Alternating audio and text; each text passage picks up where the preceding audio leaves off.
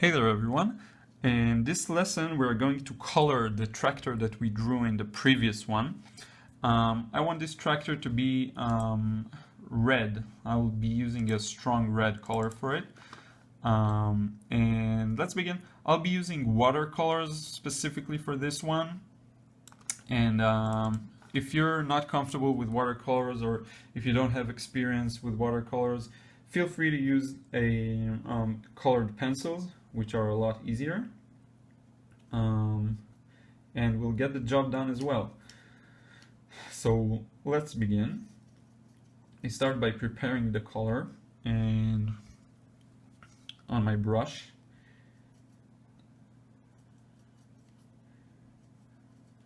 And I begin coloring very, very gently and very lightly.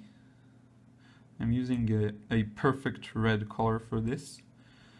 Not using so much water. I left the color pretty strong because I want it to be vibrant and, you know, to be really strong. Now with watercolors, you can mix more water and get a slightly weaker tone, weaker color. And here, take a look. This is a very strong color. Now what I'm going to do is probably kick it into time lapse and finish laying the red layer, and then I'll come back and talk about what I've done, and you'll see the entire process of coloring. So let's kick it into time lapse, and I'll talk about what I've done soon.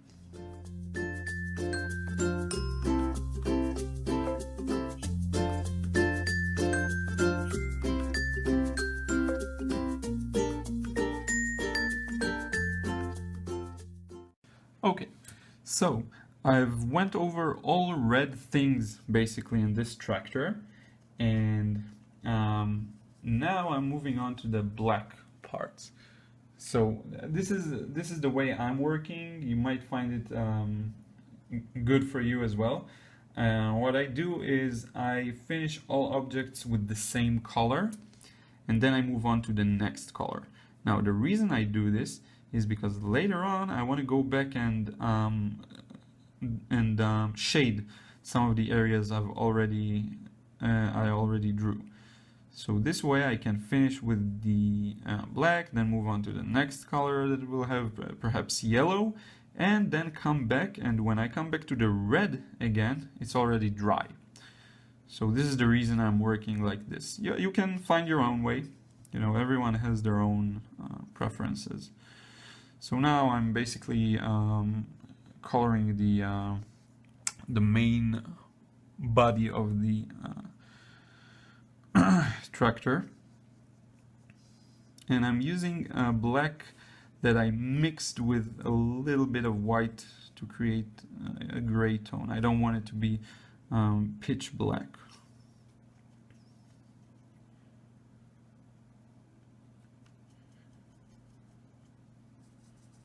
And I think I'm gonna kick it again into time lapse and let you see this in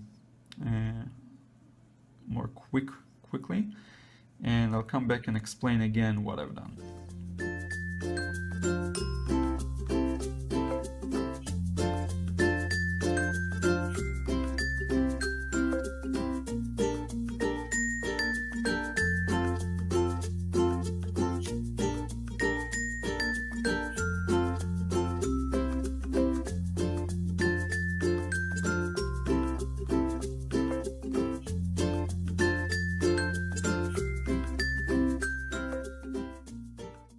And we're back.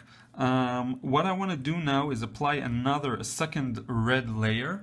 This time I'm going to be using a darker tone of red, and this way we'll get the shading effect going here.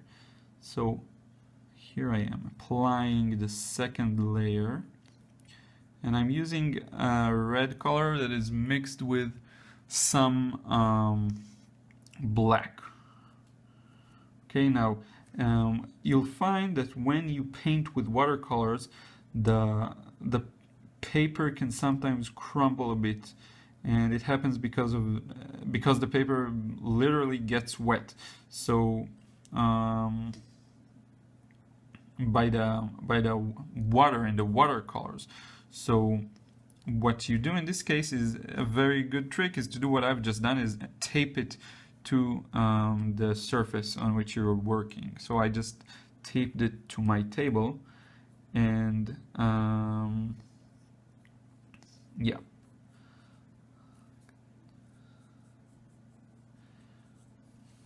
See, I'm applying the second layer, which is slightly darker. I'll show you in a minute or two. I have this paper next to the paper of the actual drawing, on which I try the color first before I apply it. So I don't go straight ahead and draw it on this paper. I always test it before to see it's the color I want. Here it is. This is my, hopefully you can, oh, you can see it. Okay, hopefully, yeah. This is the test paper. I test everything on it.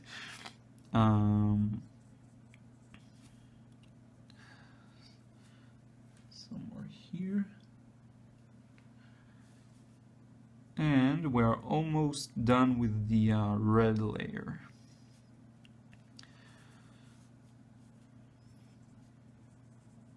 Now you see, I'm not staying inside the lines. I kind of, miss here and there, and it's fine. It doesn't have to be perfect. I actually like, I prefer drawings that are a bit raw and, not perfectly perfect, let's say. Great. Now let's move on and darken the black layer. For this, I'll be simply using a darker black. I'll blend it less with white. I'll use less water. And this, we're gonna shade all the areas that are more internal, I'd say. Like this part between the wheel protector and the wheel itself. So this part is gonna be darker because less light can reach there. Now, I haven't mentioned it, but when you want to shade something, the first thing you need to do is choose where your light source is going to be. So for this one, the light source is simply from above. It's a very simple light. So you'll see I shaded both to the left of this pipe and to the right, because the only direction I want to take into account here is from top. So light comes from top. Now I'll add here this one, and because there's no one direction for light, I can even go ahead and darken both sides of this strip of black. I'll do the same here.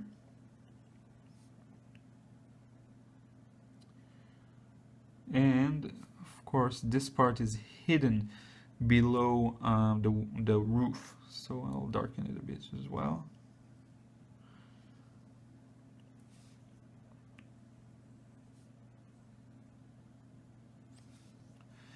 And over here also, right where the ladder is, and behind the wheel here, behind the tire.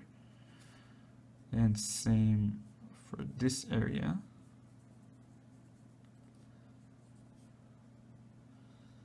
Right below the wheel protector.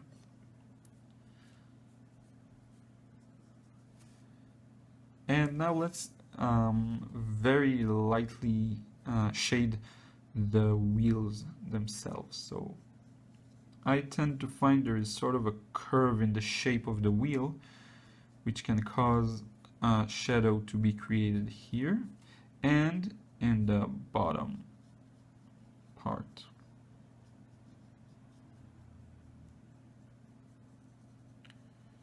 And inside these jagged edges for the effect. Nice. Let's move on to the second wheel and get that same effect in play. Now you'll notice before when it was going on time-lapse, you may have noticed what I did was first paint here, the black area, and as you'll notice, as you continue painting, the color gets lighter and lighter. So when it became really light, I moved on to the back tire and started shading that in. And then when I needed to refill and color again, I again started in a dark area and then moved on to a brighter area.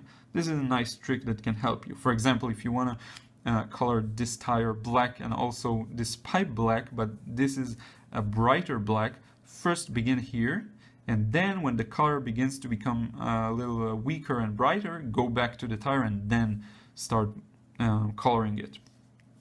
Nice little trick.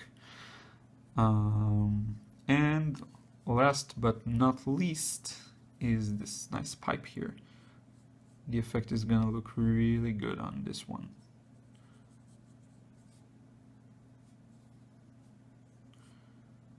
All the way through to the pipe here. And I think I'll go ahead and also very lightly darken some of the grills along the lines that I previously drew.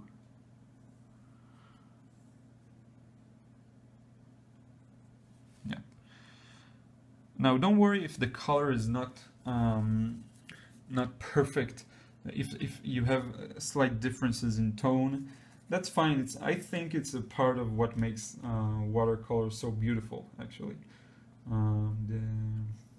The fact that they are not completely monotonous and boring, frankly.